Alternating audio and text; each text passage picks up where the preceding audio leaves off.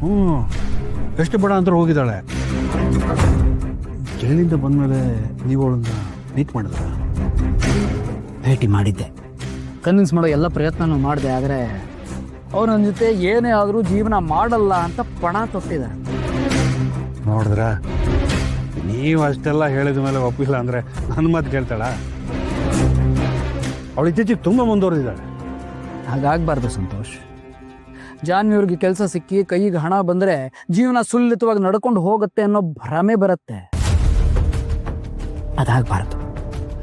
ಆವಾಗ ಕೆಲಸಕ್ಕೆ ಹೋದಾಗ ಅವ್ರ ಆರೋಗ್ಯನ ಗಮನಿಸೋರು ಯಾರು?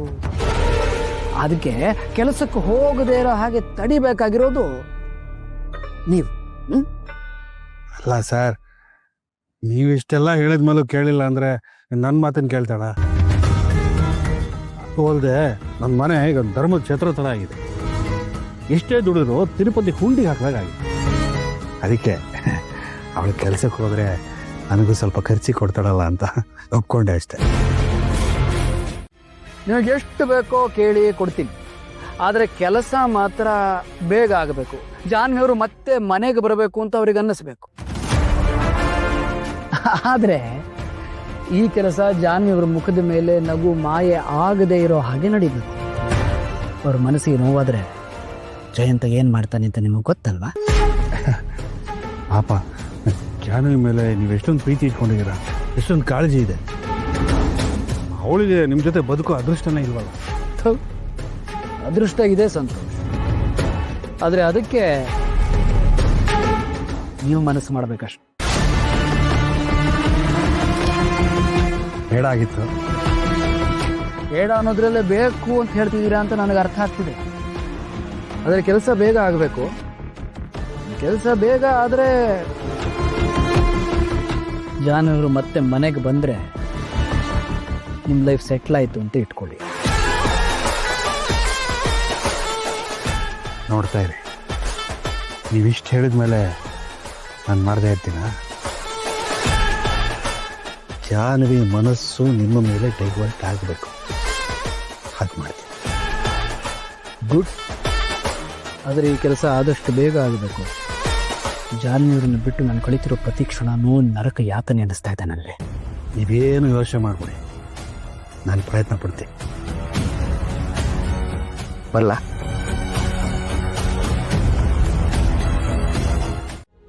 ನಿಜವಾಗ್ಲೇ ಏನು ಮಾಡಲಿ? ಒಂದು ಕಡೆ ನಿಮ್ಮ ಅಮ್ಮಂಗೆ ಟೆನ್ಷನ್ ಕೊಡೋದಕ್ಕೂ ಇಷ್ಟ ಇಲ್ಲ, ಇನ್ನೊಂದು ಕಡೆ ನನ್ನ ಸ್ನೇಹಿತನಿಗೆ ಲಾಸ್ ಮಾಡೋಕ್ಕೂ ಇಷ್ಟ ಇಲ್ಲ. ಆದಷ್ಟು ಬೇಗ ಮನೆ ಬೇರೆ ಕಟ್ಟಿಸ್ಬೇಕು. ಮನೆ ಕಟ್ಟಿಸ್ಬೇಕಂದ್ರೆ ನಾನು ಕೆಲಸ ಮಾಡಲೇಬೇಕು ಮಗಳೇ. ನಂತರ ಕಟ್ಟಿಗೆ ಸಿಕ್ಕಾಕೊಂಡ್ಬಿಟ್ಟಿದ್ದೀನಿ ಅಂತ ಅನ್ನಿಸ್ತಿದೆ. ಇರಲಿ, ಅದೇನೋ ಆಗುತ್ತೆ. ನೋಡು ಜಾನು, ಇದು ನಮ್ಮ ಹಳೆ ಕಸ್ಟಮರು. ಇದು ಒಂದನ್ನ ರಿಪೇರಿ ಮಾಡಿಸ್ಬಿಟ್ಟು ಡೆಲಿವರಿ ಕೊಡ್ಸ್ಬಿಟ್ಟು ನಾನು ಬರ್ತೀನಿ. ವೆಂಕಿ ಬಾ ಒಂಚೂರು. ಅದೆಲ್ಲ ಇಲ್ಲ, ನೀನ್ ಮಾಡೋ ಹಾಗಿಲ್ಲ. ನೋಡು ಅಪ್ಪ, ಅಮ್ಮಂಗೆ ಏನೂ ಆಗಲ್ಲ. ಆದ್ರೆ ಅವ್ರು ಖುಷಿಯಾಗಿರ್ಬೇಕು ಅಂದ್ರೆ ನೀನ್ ಹುಷಾರಾಗಿರ್ಬೇಕು. ನೀನ್ ಅನ್ಕೊಂಡಿರೋ ಹಾಗೆ ಅಮ್ಮನ ಆಸೆ ಅಂತೆ ನೀನ್ ಅವ್ರ ಆಸೆನ ಈಡೇರಿಸ್ತೀಯ. ಆದ್ರೆ ಈ ತರ ಹುಷಾರಿಲ್ದೇ ಇರೋ ಟೈಮಲ್ಲಿ ಬಂದು ಕೆಲಸ ಮಾಡೋ ಅವಶ್ಯಕತೆ ಇಲ್ಲ. ನಾನ್ ಹೇಳ್ದಾಗೆ ಕೈಯೆಲ್ಲ ಸರಿ ಹೋದ್ಮೇಲೆ ನೀನ್ ಎಷ್ಟು ಬೇಕಾದ್ರೂ ಬಂದ್ ಕೆಲಸ ಮಾಡು, ಆಗ ಯಾರು ತಡೆಯಲ್ಲ. ನಾನೇನು ಮಾಡ್ತಿಲ್ಲಮ್ಮ, ಇದೊಂದು ಮಾಡಿ ಈಗ ನೀನ್ ಬರ್ಲಿಲ್ಲ ಅಂದ್ರೆ ಈ ಏನೇನೋ ತಗೊಂಡು ನಾನೇ ಸರಿ ಮಾಡ್ಬಿಡ್ತೀನಿ. ಅಯ್ಯೋ ಬೇಡ ಬೇಡ.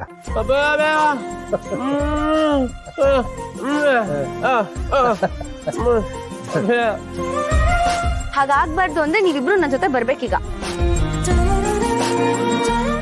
ಆಯ್ತು, ಅಮ್ಮನ ತರನೇ ಹಠವಾರಿ. ಹೌದು, ಮತ್ತೆ ನಾನ್ ಲಕ್ಷ್ಮಮ್ಮನ್ ಮಗಳಲ್ವಾ? ಸರಿಪಾ ವೆಂಕಿ, ಅವಳು ಬಿಡಲ್ಲ, ನಾನು ಹೋಗ್ತೀನಿ. ಇದೊಂದು ಗಾಡಿನ ಡೆಲಿವರಿ ಮಾಡ್ಬಿಡ್ರಪ್ಪ ಇವತ್ತು, ರಿಪೇರಿ ಮಾಡಿ. ಹಾ ಸರಿ. ಏಯ್, ಸರಿ ಬಾ. ನಡಿಯಮ್ಮ, ಬರ್ತೀನಪ್ಪ ರಂಗ. ಹಾ, ಬೇಗ ಬೇಗ ಮಾಡ್ರ, ಹುಷಾರು.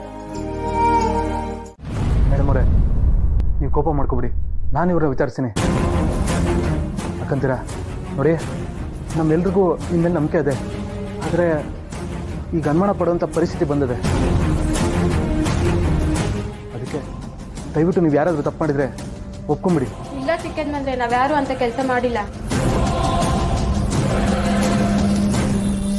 ಈಗ ನಾನೇನಾದ್ರೂ ಸುಮ್ಮನೆ ಇದ್ರೆ ಇವಳ ಗಮನ ನನ್ನ ಕಡೆಗೆ ಬರುತ್ತೆ. ಅದಕ್ಕೆ ನಾನು ಇವಳಿಗೆ ಸಪೋರ್ಟಾಗಿ ಮಾತಾಡಿದ್ರೆ ಅನುಮಾನ ಕೆಲ್ಸದವ್ರ ಕಡೆ ಇರುತ್ತೆ. ಭಾವನಾ, ಇವ್ರು ಬರೀ ಬಾಯಿ ಮಾತಿ ಕೇಳಿದ್ರೆ ಸತ್ಯ ಒಪ್ಕೊಳ್ಳಲ್ಲ ಅನ್ಸುತ್ತೆ. ಪೊಲೀಸ್ ಕಂಪ್ಲೇಂಟ್ ಕೊಡೋಣ, ಆಗ ಸತ್ಯ ತಾನಾಗೇ ಬರುತ್ತೆ.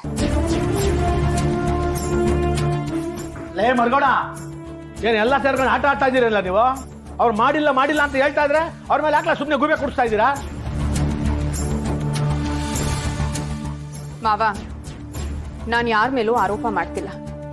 ಆದ್ರೆ ನಿಮಗೆ ಹೀಗೆಲ್ಲ ಆಗಿದೆ ಅಂದಮೇಲೆ ಈ ಮನೆ ಸೊಸೆ ಆಗಿ ನಾನು ಸುಮ್ಮನೆ ಇರೋಕ್ಕಾಗತ್ತಾ ಹೇಳಿ? ನೋಡಿ, ಇದರಿಂದ ನನಗೆ ಕೆಟ್ಟದಾದ್ರೂ ಪರವಾಗಿಲ್ಲ, ಆದ್ರೆ ಈ ಮನೆಗೆ ಒಳ್ಳೇದಾಗಬೇಕು. ನಿಮ್ಮನ್ನ ಕೊಲ್ಲೋ ಪ್ರಯತ್ನ ಮಾಡ್ತಾ ಇರೋರು ಯಾರು ಅಂತ ತಿಳ್ಕೋಬೇಕು. ನೀವ್ ಸತ್ಯ ಹೇಳದೆ ಇರಬಹುದು, ಆದ್ರೆ ಆ ಸತ್ಯನ ಹೇಗೆ ತಿಳ್ಕೋಬೇಕು ಅಂತ ನನಗೆ ಚೆನ್ನಾಗಿ ಗೊತ್ತು. ನೀವಿಲ್ಲೇ ಇರಿ. ತಿನ್ನೋ ಊಟದಲ್ಲಿ ವಿಷ ಮಿಕ್ಸ್ ಮಾಡಿದ್ದಾರೆ ಅಂದ್ರೆ ಆ ವಿಷ ಇಲ್ಲೇ ಎಲ್ಲೋ ಇರ್ಬೇಕಲ್ವಾ?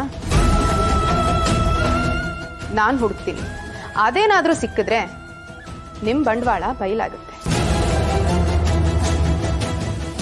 ಮೂಕನವ, ನೀವು ಹೇಳ್ತಾರದು ಸರಿಯಾಗದೆ. ಬೋವಾ ಹುಡ್ಕುಮ.